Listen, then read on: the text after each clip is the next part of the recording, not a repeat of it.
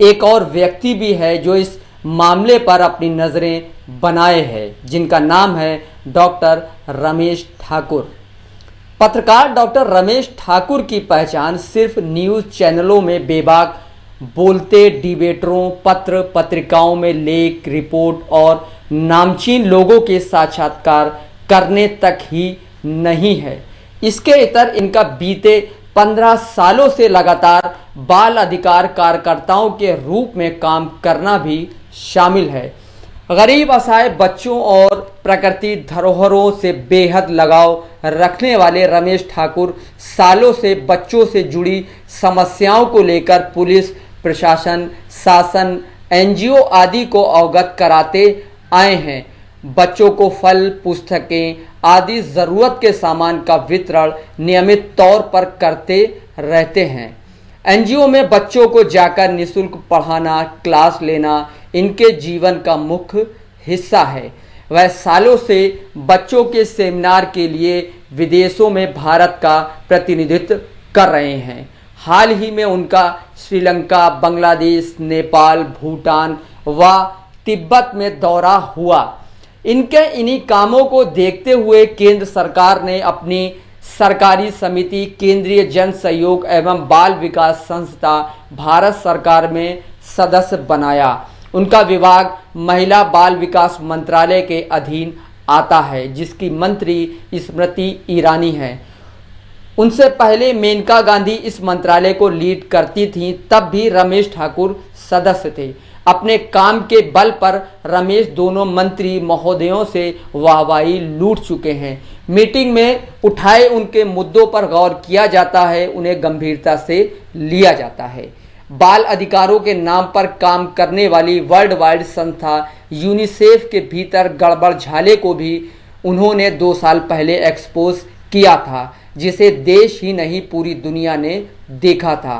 कैसे बाल अधिकारों के नाम पर आवंटित धन का आपस में मिलकर अधिकारी बंदरबाट करते हैं। उनकी शिकायत पर प्रधानमंत्री नरेंद्र मोदी ने भारत के स्वास्थ्य मंत्रालय द्वारा हिंदुस्तान में मौजूद सभी यूनिसेफ कार्यालयों की जांच और उनके अकाउंट का ऑडिट कराया था, जिसमें कई अधिकारी नपे और कुछ इधर से उधर हुए। उनके इस काम के लिए उन्हें क्रिएटिव प्राइड अवार्ड से नवाजा गया। रमेश ठाकुर ने अभी तक सिर्फ दिल्ली में ही प्रशासन के सहयोग से करीब 10,000 बंधुआ मजदूरों को मुक्त करा चुके हैं। हरियाणा के झज्जर से सन 2015 में भी 45 नाबालिग बच्चों को आज़ाद कराया था। पूरे देश भर से लोग उन्हें बच्चों से संबंधित समस्याओं से अवगत कराते हैं। दरअसल बच्चों की समस्याओं को वह निजी समस्या समझते हैं। अभी हाल ही में उन्होंने बाबा रामदेव द्वारा लॉन्च की गई कोरोना की दवा कोरोनिल मसले के पूरे मामले को भी आयुष मंत्रालय के संज्ञान में लाकर उनकी दवाइयों पर रोक लगवाई। रमेश ठाकुर के कहने पर आयुष मंत्री श्रीपद नाइक ने तत्काल प्रभाव से बाबा की दवाई पर बैन किया। दरअसल बाबा बिना इजाजत के दवा बाजार में उतार रहे थे। अपने पत्रकारिता और सामाजिक कार्यों के लिए पिछले साल साउथ अफ्रीका की फेमस जाम्बिया यूनिवर्सिटी से डॉक्टरेट की मानद उपाधि से भी नवाजे गए। रमेश ठाकुर का इस वक्त यूपी बाल आयोग के अध्यक्ष विशेष गुप्ता से सीधा टकराव हो रहा है। उत्तर प्रदेश के कानपुर में बीते दिनों घटी एक घटना जो इस समय सुर्खियों में है, उसे लेकर उन्होंने आयोग के कार्यशैली पर सवाल उठाए हैं। प्रदेश की सरकार बेहतरीन काम कर रही है, इसमें कोई दो राय नहीं, लेकिन उनके अधीनस्थ अधिकारी कर्मचारी साख पर बट्टा लगा रहे हैं। बाल आयोग अध्यक्ष डॉक्टर विशेष गुप्ता के पास बच्चों के अधिकार और उनसे जुड़ी समस्याओं का रत्ती भर अनुभव नहीं है। खुद लेखक हैं, इसलिए अपना सारा ध्यान लेखन में बिताते हैं। इनका ज़्यादातर समय अपने गृह मुरादाबाद में ही बीतता है। आयोग का कामकाज ना के बराबर करते हैं, अस्वस्थ भी रहते हैं, बावजूद इसके मुख्यमंत्री उनको ढो रहे हैं।